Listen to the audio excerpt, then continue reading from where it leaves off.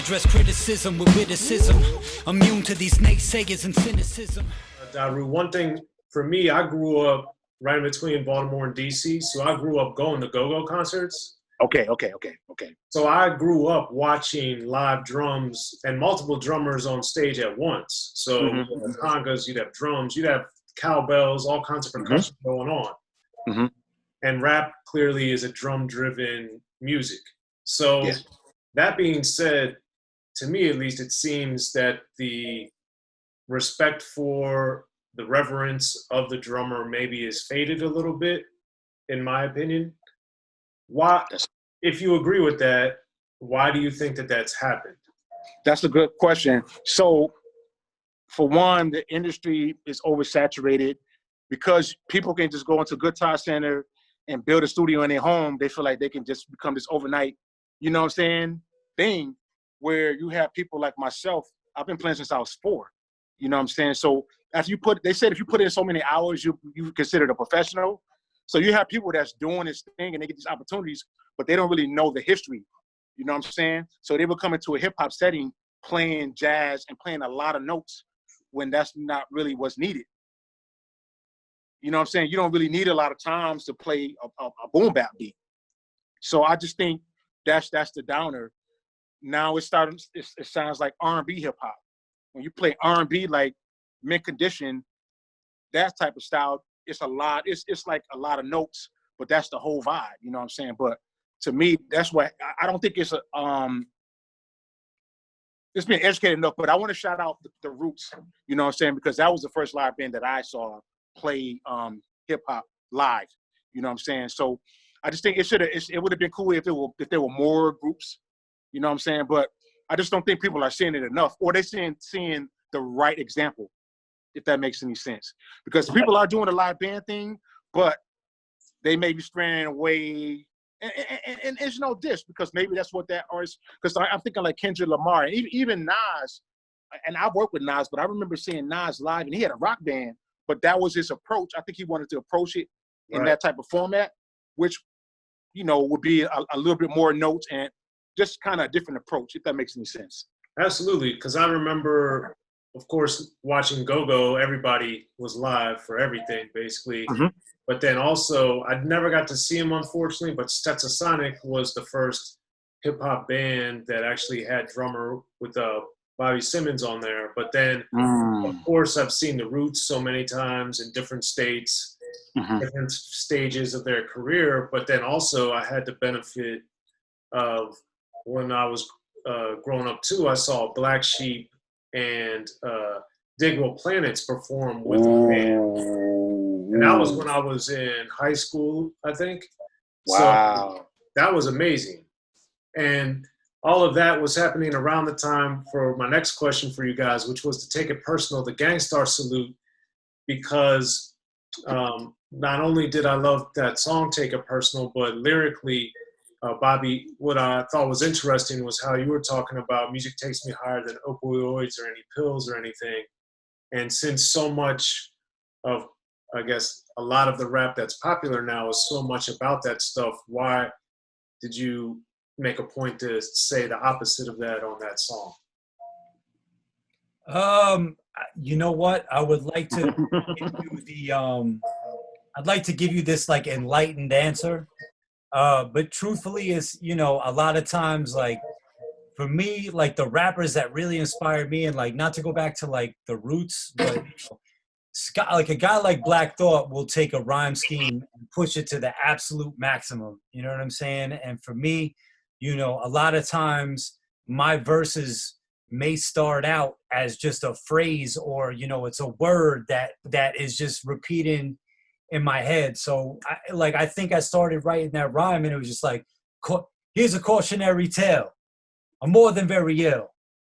This ain't no ordinary, I keep the mortuaries filled. Obituaries written in the source of every will. So the more the Henny spill, the more I'm Henry Hill. You're more like Benny Hill, devoid of any chill. You know what I'm saying? So it's like, how can I take this rhyme and just push it to the absolute maximum? But to go to your point, yeah, like, that was definitely in the back of my mind. It's like, we're definitely in a we're definitely in an era where drug culture is being pushed as the norm. You know what I'm saying? So I'm saying hip hop music is better than taking drugs, you know, as opposed to glorifying the use of drugs, pills, and honestly, that hits home for me because, you know, like I have an older brother, Eric, who is, you know, he at this point 4 years sober, you know, and he was a user of opiates. So, you know, and I'm lucky because growing up, you know, I grew up in a neighborhood that was, you know, um, very focused on, you know, the party life and alcohol and, you know, drugs were all around me. And I'm lucky that I'm one of the few that never got into that lifestyle. You know, I drank and smoked weed and things like that, but, you know, I had a very close friend of mine who actually is my manager's cousin. You know, he overdosed on opioids as a 21-year-old.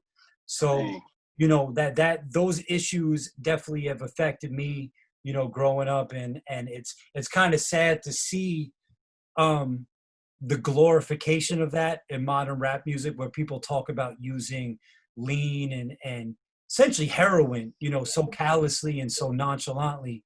You know, but was I trying to make a political statement or anything like that? No, like I was just trying to write a dope rhyme, but, you know, it was definitely in the back of my head, like, you know, I'm not with this, you know, glorification of drug culture. Like music is my high. Music is what gets me excited. You know what I'm saying? Gotcha. Makes sense. And then Daru, for you, I know you're doing a lot of stuff with Pete Rock as well. So bring everybody up to speed what you guys are working on and what's coming up. Okay, yeah, thank you. Yeah, I'm very excited. I was brought in to beat the legendary Pete Rock. As y'all know, he's from the 90s, you know, legendary hip hop producer and artist. He was turning a new chapter, you know what I'm saying? I think he got asked to perform in New York at Summer Stage, which is like an annual event that happens in Central Park, you know what I'm saying? And I worked with Pete Rock on a project with Smoke DZA called the Don't Smoke Rock. Are you familiar with that record? I am. Yeah. So Very that's how. Thank you. So that's how I was able to build my reputation with Pete from then. I mean, I've done a couple tribute shows to his music, but that particular project, I got the recommendation at the time. He was working with Fat Gary from the Gangster Foundation. Fat Gary, I think, had just transitioned working with, I think, Premier, and he started working with Pete Rock.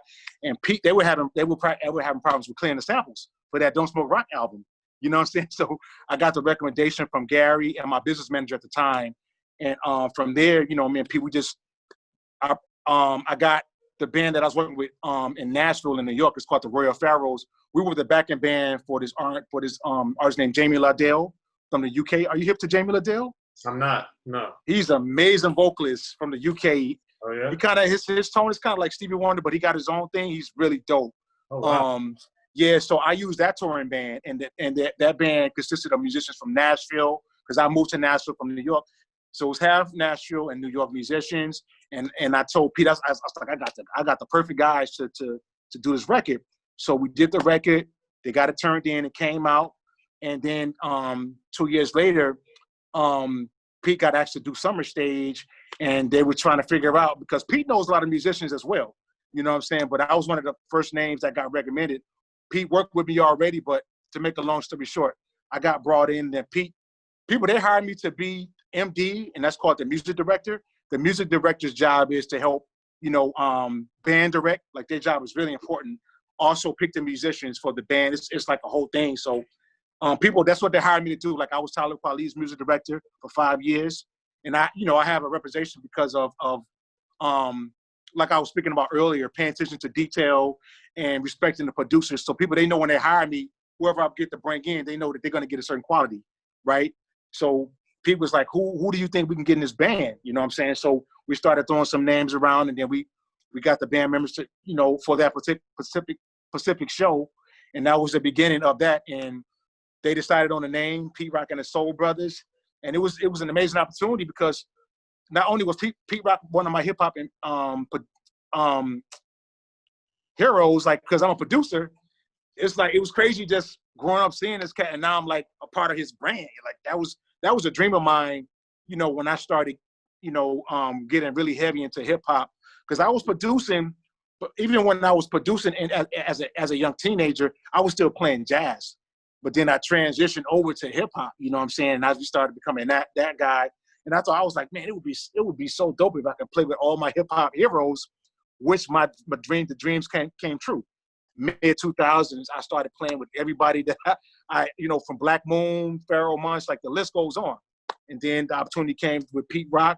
So basically, Pete has these projects called PeteStrumentals. You know what I'm saying? They're basically instrumental album. And actually, that was the first time I've ever heard of an instrumental beat tape. Like the PeteStrumentals Volume 1, I didn't even know about beat tapes, but it was like 2000. And I was telling Pete, because we did a live stream for the Summer Stage Crazy last night. Our first performance in like since the quarantine, I got flown up to do Summer Stage. But anyway, we played one of the songs from PeteStrumentals. And I told Pete, I was like, man, I remember seeing that in the Source magazine. You know, when the Source, they had Fat Tape, and then they had the records that was coming out, they had PeteStrumentals. And I'll never forget, I was in New York, and I went to Virgin Records, right as I saw, I think they gave it a grade. It might have been like a 4.5, or I don't remember the mics. You know what I'm saying? So back in the days when you would look for those reviews, if the review was bad, you wasn't really trying to cop the record. You know what I'm saying? So I wrote a lot of those reviews, Daru. Yeah, you did some of those reviews? I did a lot of them back in the day, yo. Oh my God. You're talking to a former editor-in-chief, man. Oh my Not God. editor-in-chief, but senior editor. Oh, Man, okay. yo, I stand what corrected. you did, yo, you definitely shaped it. My just my whole knowledge. That was huge, man. Like those magazines, those were like the Bible. You know what I'm saying? Like we look to those reviews and just the fashion. But I don't want to get too far off the question. But basically, it was a review on that record. Virgin. That's when they remember they had the record stores in New York, Bobby. Virgin, the mega stores. Yeah, man. It was popping. Like it was exciting to be able to go to the store. You see all. So I went and got the PeteStrumentals, and I was like, dang, it was so dope. But then yeah, so Pete is coming out with the third installment of PeteStrumentals, and this time around he was like, yo, since I got a live band, ain't no need of using samples. He just had us replay all the samples. So that's coming soon. It's PeteStrumentals Volume 3. And it's Pete Rock, and he branded the band with it. So it's Pete Rock and the Soul Brothers. Our first single is coming out really soon. It's called Say It Again. That's going to be a special treat because we've done it on a quarantine style. You know what I'm saying? Like, I don't want to give too much of it away, but it's going to be a treat because we were not all in the same city, but they made it happen. You know what I'm saying? So that's the situation. That's the situation with Pete Rock. Well, that's dope, yo. Well, man. I'm glad you guys were both able to come through, Bobby J and Daru Jones. Thank you guys for coming through and bringing us up to speed on everything. And everybody, if you haven't listened to or streamed or downloaded One Mic and Drum, please be sure to do so because there's a lot of great material on there. Follow both Bobby J and Daru on their social medias. How do people get in touch with you guys? So I'm at Bobby J from Rockaway on Instagram, at Bobby J Rockaway on Twitter, youtube.com/BobbyJ. You know, it's pretty much the best ways to find me, BobbyJ from Rockaway.com.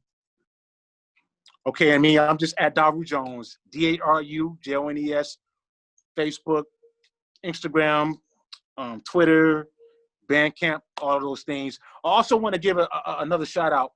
It's really important that really made the project magical. We want to give a shout out to our engineer. His name is Kyle. He engineered the project. He recorded it, mixed and mastered, and that's a whole art form within itself.